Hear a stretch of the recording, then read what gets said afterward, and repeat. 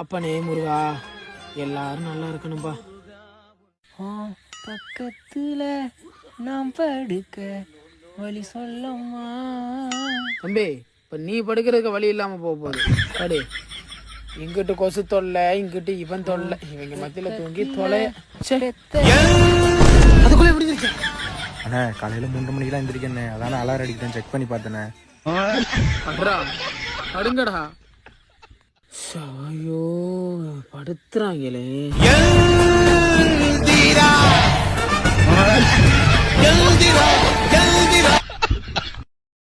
நீ ஒன்னும் கவலைப்படாத செல்லம், நான் இருக்கேன்.